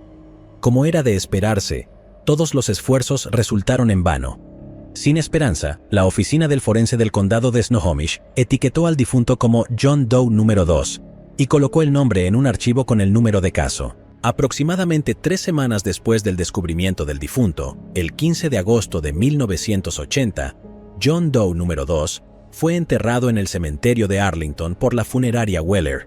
pero los oficiales nunca dejaron de buscar. En aquel entonces era una práctica común enterrar a los John Doe, o restos no identificados, pero en la actualidad, los restos esqueléticos no identificados que se descubren se mantienen en la oficina del médico forense del condado de Snohomish hasta que encuentren a la familia. Los restos esqueléticos fueron enterrados en una parcela y la tumba estaba marcada como John Doe 1980, lo que parecía una tumba sin marcar, pero digna. Los oficiales trabajaban incansablemente en los casos de personas desaparecidas, comparando estos John Doe con muchos registros de personas que habían desaparecido sin dejar rastro. Fue en 2008 cuando el detective de casos sin resolver Jim Scharf de la oficina del sheriff del condado de Snohomish se asoció con un juez retirado del Tribunal Superior del condado de Snohomish, Ken Causert. Por fin tenían esperanzas y comenzaron a reabrir casos de homicidios sin resolver y compararlos con todos los John y Jane Doe en el condado de Snohomish. Para entonces, la tecnología del ADN había evolucionado lo suficiente como para que pudieran resolver estos casos, o al menos identificarlos parcialmente, pero estas personas no identificadas ya descansaban en sus tumbas, y durante las investigaciones iniciales no se tomaron muestras de ADN. Escribieron una carta de permiso para exhumar los restos del cementerio municipal de Arlington. Pero todo el proceso de obtener los permisos de exhumación y realizar las pruebas de ADN podría llevar años. A finales de 2017, mientras el mundo se preparaba para la Navidad, los oficiales y los representantes de la oficina del sheriff del condado de Snohomish y la oficina del médico forense estaban en el cementerio municipal de Arlington exhumando los restos de la tumba. Algunas partes de los restos se llevaron a la oficina del médico forense para extraer el ADN. Recopilaron ADN, tenían una gran cantidad de genoma del desconocido con el que trabajar, y así la oficina del médico forense lo apodó el E5 Steely Doe. El proceso llevó tiempo y aproximadamente 6 meses después, en mayo de 2018, esta nueva información de ADN se cargó en los sistemas nacionales de personas desaparecidas y no identificadas, conocido como NAMUS, una base de datos federal financiada por el Instituto Nacional de Justicia. La base de datos lleva un registro de toda la información de personas desaparecidas, no identificadas y no reclamadas de todo el país. La base de datos tiene registros dentales, huellas dactilares y básicamente cualquier cosa que pueda ayudar a identificar a las personas. La base de datos seguía creciendo y después de haber cargado los detalles, todo lo que podían hacer era esperar. El NCIC, o Centro Nacional de Información Criminal del FBI, es una base de datos que lleva un registro de delitos, incidentes y casos de personas desaparecidas. El odontólogo forense, Dr. Gary Bell, tomó una radiografía dental del difunto, apodado John Doe número 2, registró los dientes y luego los cargó en el NCIC, pero nuevamente sin éxito. Sin embargo, con los nuevos avances en tecnología, tenían muchas otras formas de hacerlo funcionar. Un mes después, un artista forense tomó toda la información existente sobre el John Doe número 2 y realizó una reconstrucción facial basada enteramente en la morfología facial. La artista forense Natalie Murray preparó un dibujo que no era una imagen fotográfica, sino una interpretación de la persona basada en la información proporcionada. Estos dibujos estaban destinados a parecerse a la persona desaparecida y se hicieron con la esperanza de que alguien pudiera reconocer al hombre, pero nuevamente sin éxito.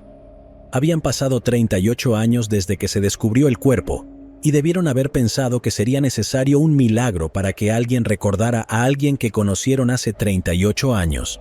La doctora Kathy Taylor dio un paso adelante e investigó más a fondo.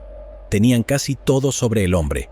Con una reconstrucción facial forense realizada por Natalie Murray y la estimación de la doctora Kathy Taylor basada en los restos, esto es lo que sabían. El hombre podría ser de origen nativo americano, caucásico o hispano. Tenía entre 45 y 60 años, medía 1,75 metros de altura y padecía una enfermedad de las arterias coronarias. Aunque no había trauma para mortem, los restos indicaban que el hombre había sufrido daños en las costillas en algún momento de su vida, evidenciado por fracturas costales y de compresión espinal curadas. La investigación ya había tomado demasiado tiempo, los sheriffs se jubilaron, pero la búsqueda no se detuvo. Los investigadores probaron enviando una sección del hueso del muslo, el fémur, al Centro de Ciencias de la Salud de la Universidad de North Texas para extraer ADN y cargarlo en CODIS. CODIS, o Sistema de Índice de ADN Combinado, es donde se almacena y compara toda la información de ADN. CODIS tiene como objetivo ser la base de datos de ADN más grande. Cuando la universidad obtuvo un perfil de ADN completo y STR del fallecido, lo cargaron en CODIS, pero esto tampoco ayudó. Era normal que un perfil de ADN no arrojara coincidencias, ya que la base de datos era bastante nueva en ese momento. En los años siguientes, el condado de Snohomish intentó varios métodos, incluyendo revisar los archivos, realizar pruebas de coincidencia y descartar nuevos componentes como pruebas STR y registros dentales. Para el año 2021, la genealogía genética había adquirido bastante renombre. El método había dado resultados positivos en los últimos 2 años y pudieron identificar a varios John Doe.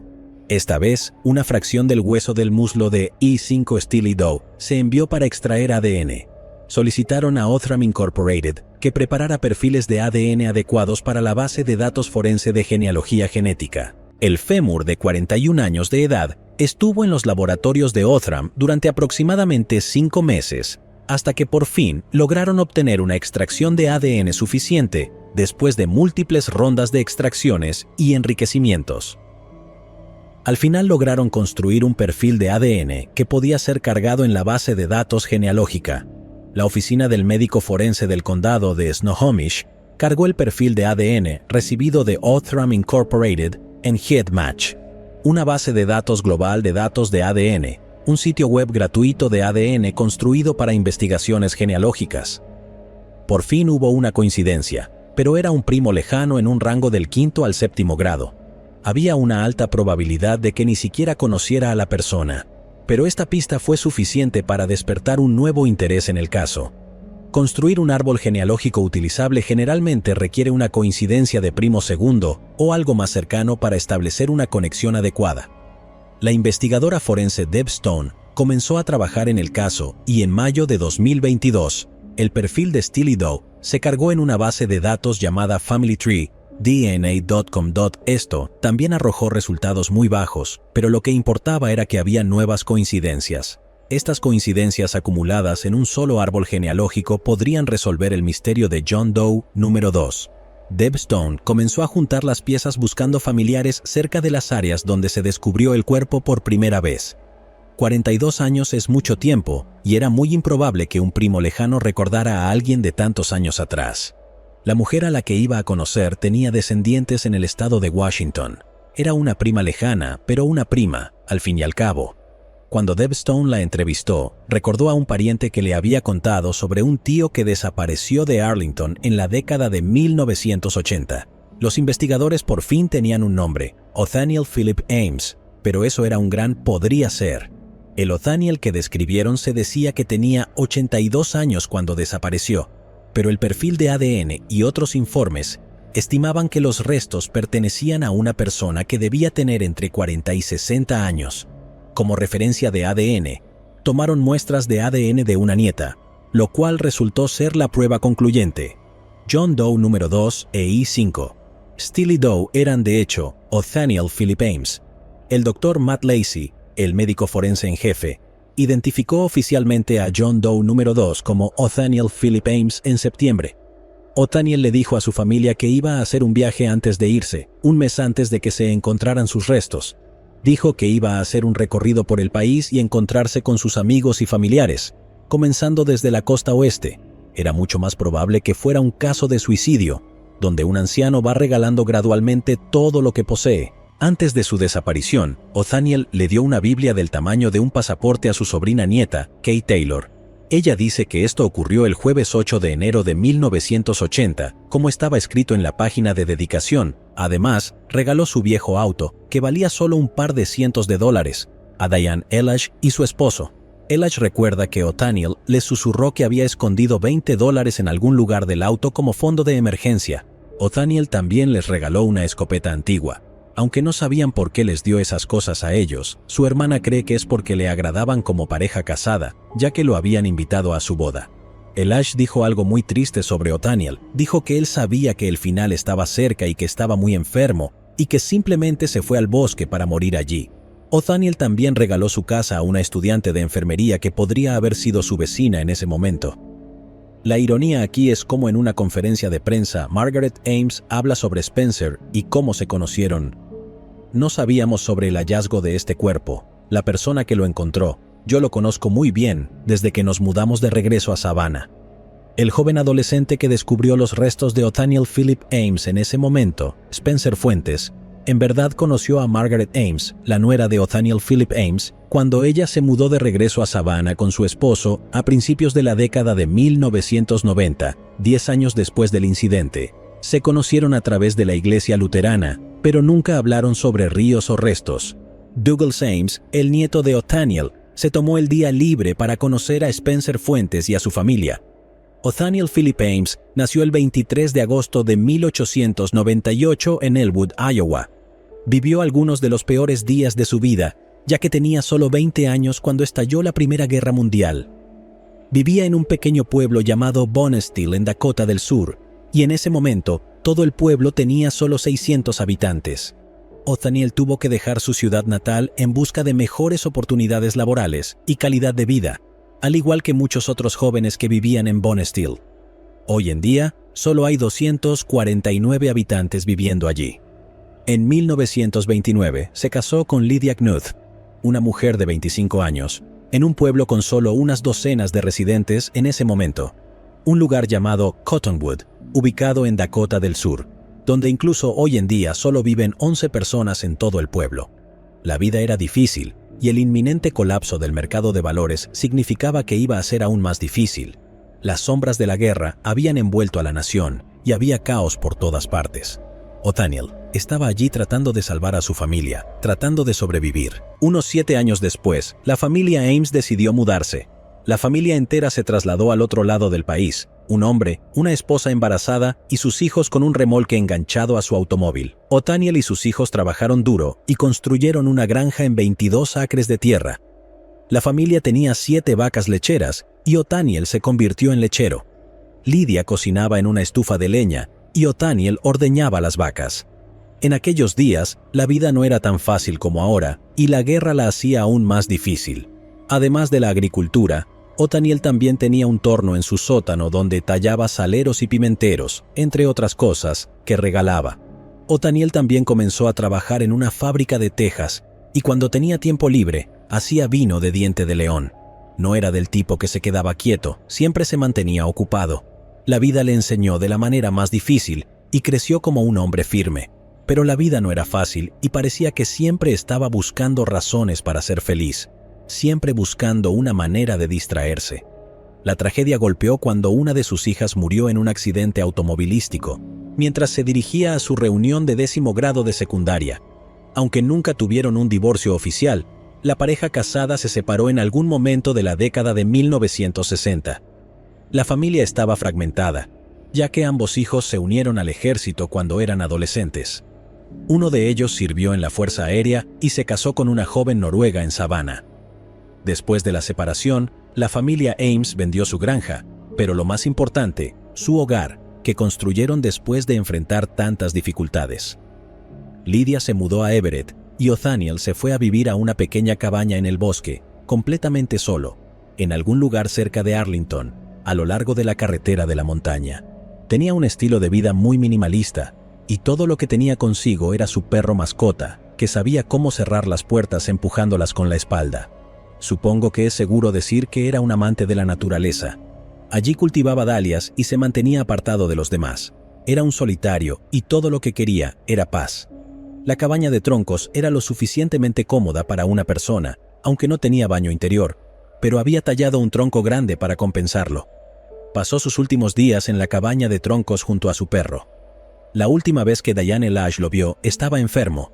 Era evidente durante la autopsia que tenía una enfermedad coronaria grave. En sus últimos momentos, sabía que era el final y decidió irse en silencio. Es irónico cómo Margaret Ames tiene ahora la misma edad que Othniel Ames cuando lo encontraron. Este caso muestra cómo las formas de vida modernas han creado una gran brecha entre padres e hijos. Othniel eligió quedarse solo y alejado de todos, incluso cuando más necesitaba que alguien estuviera a su lado, ya que no quería ser una carga. Desconocida de Opelika. El 28 de enero de 2012, los residentes de una casa móvil en Opelika, Alabama, encontraron los restos de una niña pequeña en su patio trasero. Nadie sabía cómo había llegado allí, y los detectives estarían desconcertados durante más de 10 años, hasta que la tecnología de ADN avanzada reveló un secreto familiar que no se suponía que nadie descubriera. Entonces, ¿qué le pudo haber sucedido a la pobre niña inocente y cómo llegaron sus restos al lugar donde fueron encontrados? El caso de hoy nos llevará a Opelika, una ciudad ubicada en la parte centroeste del estado de Alabama. Es la capital del condado de Lee y cuenta con una población de más de 30,000 personas. Opelika es famosa por el campo de golf Robert Trent Jones Grand National, que ha sido sede de varios campeonatos nacionales y otros importantes torneos de golf. Además de esto, la ciudad también es conocida por su vibrante escena artística, su histórico centro y otros lugares turísticos pintorescos. Amore nació en Virginia el 1 de enero de 2006, hija de Sherry Wiggins y Lamar Bickerstaff. En el momento de su nacimiento, su madre Sherry tenía solo 20 años. Lamar, por otro lado, estaba en sus mediados de los 30 y era un militar que servía en la Marina. Ella fue una bendición, era inteligente y especial, y por eso la llamé Amore, que en español significa amor, dijo Sherry sobre su hija. Poco después de que Amore llegara al mundo, la relación entre Sherry y Lamar se deterioró, y algo que empeoró las cosas fue el hecho de que los familiares de Lamar habían desaprobado su romance con Sherry desde el principio, y cuando su relación dio a luz un hijo, tenían más motivos para estar descontentos. Simplemente estaban decepcionados de que Lamar ahora tuviera una hija fuera del matrimonio. Con la creciente tensión, Sherry no tuvo otra opción que llevarse a Amore y mudarse del apartamento que compartía con Lamar. Esto fue en 2006. Ella comenzó a cuidar de su hija por su cuenta y recibió poca o ninguna ayuda de Lamar para mantener el bienestar de su hija.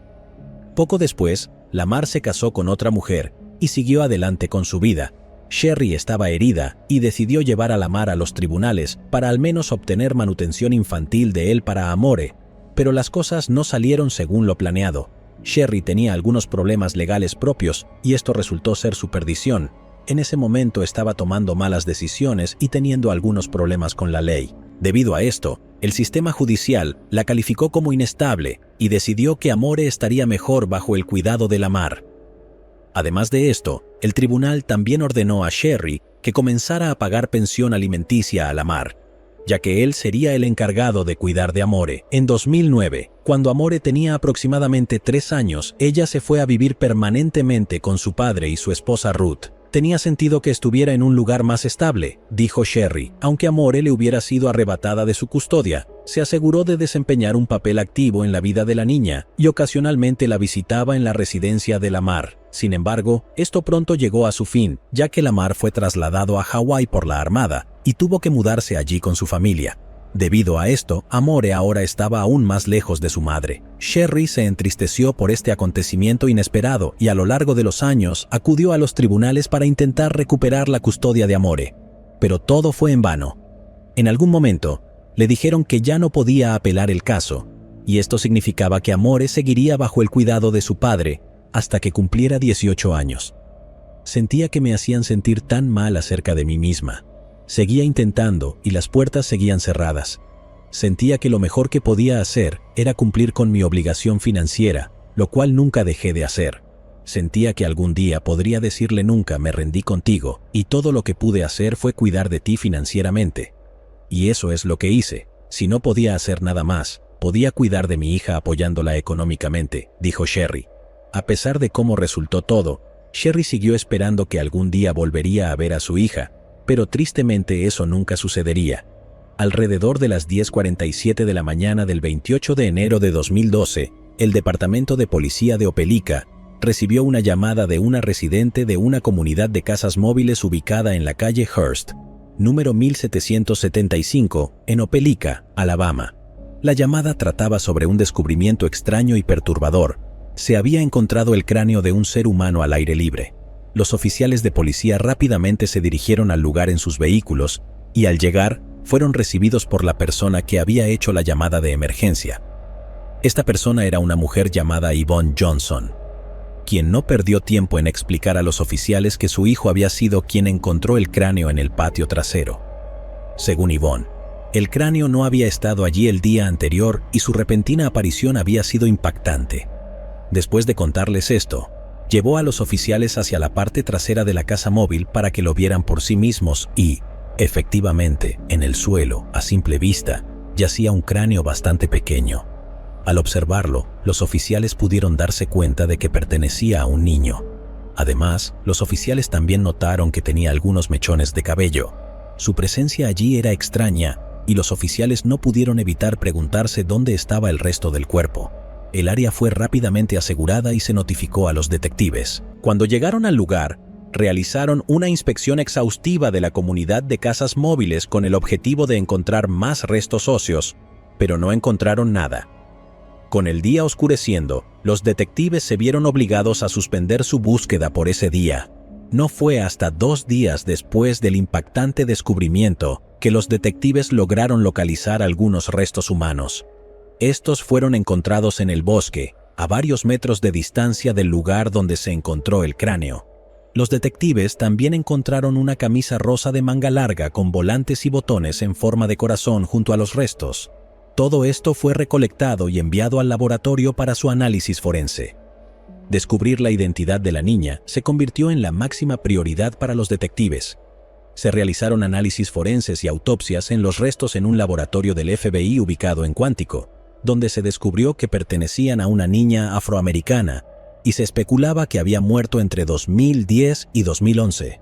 Se estimaba que tenía entre 4 y 7 años de edad, y además de esto, el examen médico también reveló algo escalofriante.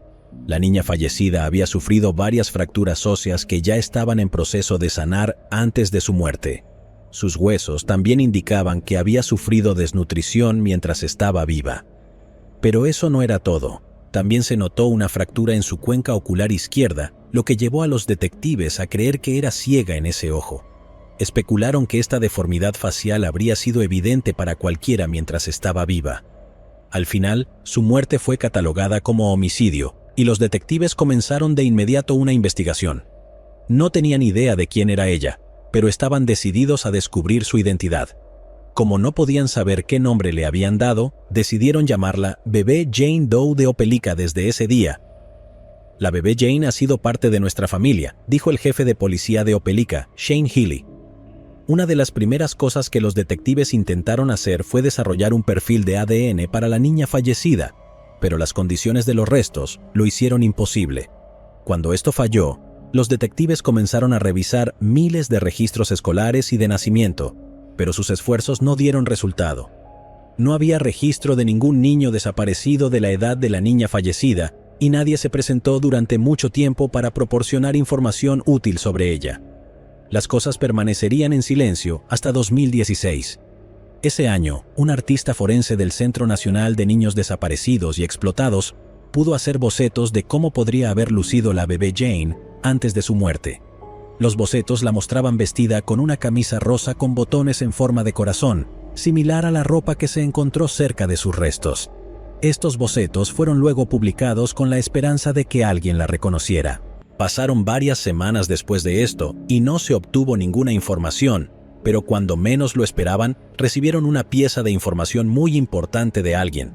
Esto fue en septiembre de 2016.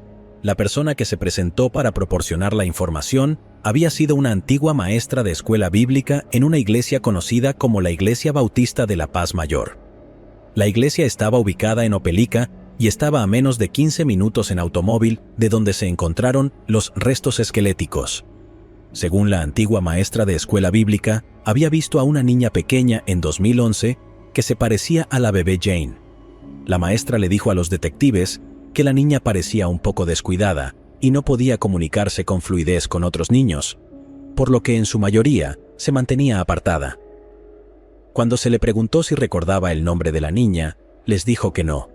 Con esta información, los detectives fueron a la iglesia y examinaron las fotografías que se habían tomado en 2011.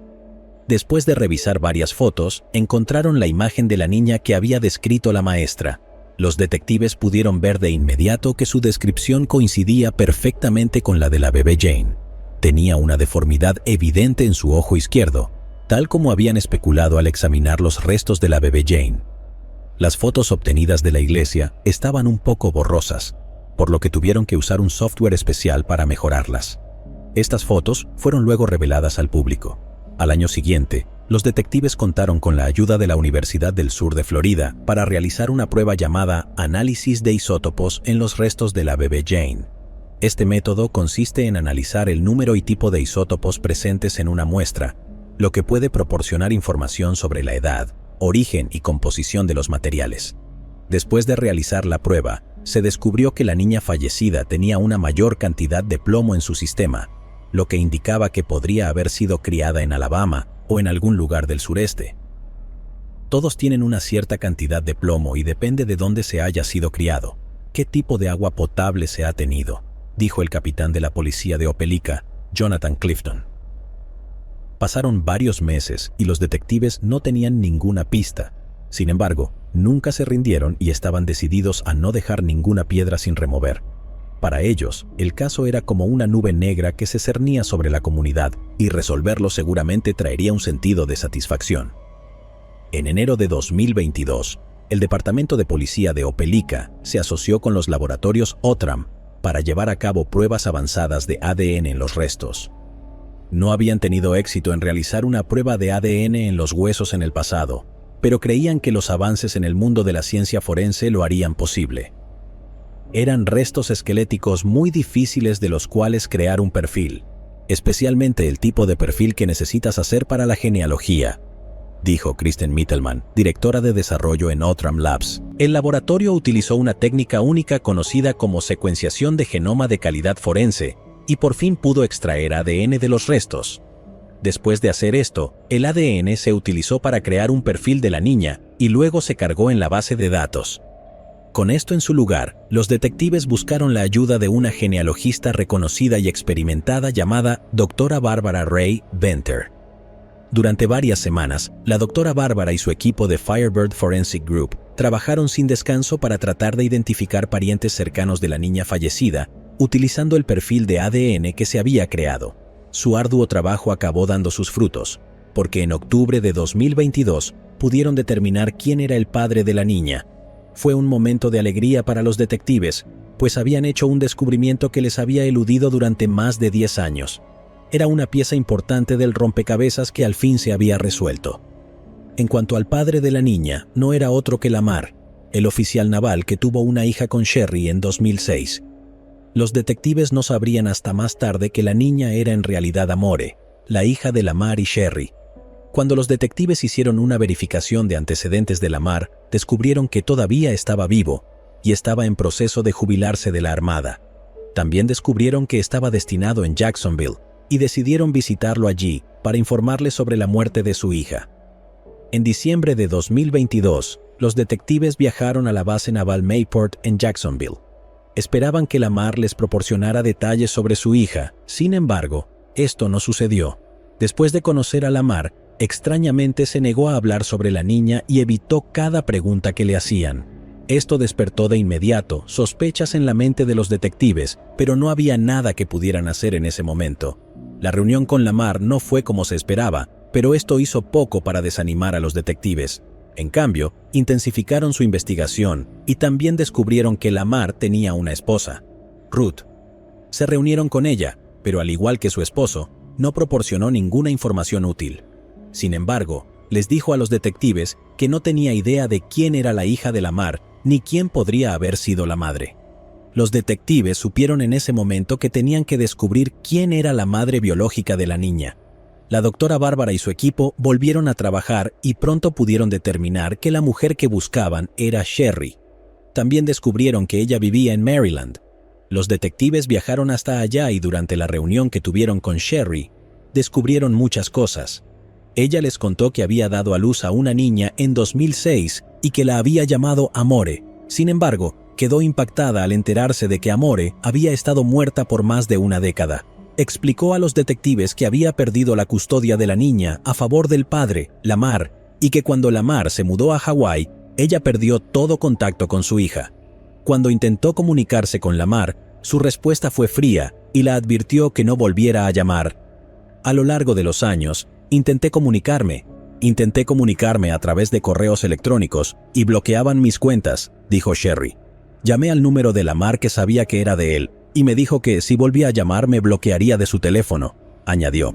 Continuó llamando y Lamar cumplió su palabra bloqueándola e incluso la amenazó con la policía. A pesar de no haber visto a su hija durante años, Sherry les dijo a los detectives que seguía pagando la pensión alimenticia y tenía pruebas hasta fines de 2022. Para respaldar su afirmación, mostró documentos que contenían información detallada sobre los pagos de pensión alimenticia. El asombro en los rostros de los detectives era evidente después de que Sherry terminó de contar su versión de la historia. Apenas podían creer lo que estaban escuchando.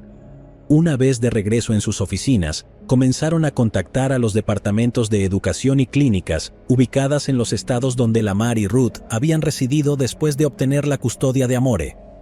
Al hacer esto, descubrieron que Amore nunca había sido inscrita en ninguna escuela y no había registros que mostraran que la pareja había reportado la desaparición de la niña. Esta fue toda la confirmación que necesitaban para saber que Lamar y Ruth tenían algo que ver con su muerte. El 17 de enero de 2023, la pareja fue arrestada en Jacksonville y fueron detenidos en la oficina del sheriff de Jacksonville. Lamar fue acusado de asesinato con agravantes y Ruth de no informar sobre la desaparición de un menor. 2 días después, se organizó una conferencia de prensa y el jefe de policía de Opelika, Shane, proporcionó detalles exhaustivos sobre el caso. También expresó su gratitud a todos aquellos que habían contribuido de una forma u otra para asegurarse de que el caso se resolviera. El nivel de dedicación a este caso nunca lo había visto en toda mi carrera. Ver a un grupo de hombres y mujeres unirse en la búsqueda de un hombre, muchos de nosotros dijimos que no queríamos dejar este departamento de policía hasta que tuviéramos su nombre, y ahora lo tenemos. Amore Wiggins, dijo Shane. Por otro lado, Sherry sigue agradecida a los detectives por su dedicación al caso y desea que se haga justicia. Ella era solo una bebé, la privaron de todo, era una niña, dijo Sherry. En este momento, el caso sigue abierto y los detectives continúan recopilando información adicional sobre la relación de Amore con Lamar y Ruth. El destino de Lamar y Ruth aún está por determinarse. Amore ciertamente sufrió abuso y negligencia terrible antes de su muerte, pero afortunadamente, la mano larga de la ley ha alcanzado a los involucrados en tal acto malvado. Aún se desconoce cómo murió Amore, pero ¿qué crees que sucedió y hasta qué punto crees que Lamar y Ruth contribuyeron a su muerte? Llegados aquí, ¿acaso no has visto este otro crimen? Yo no me lo perdería,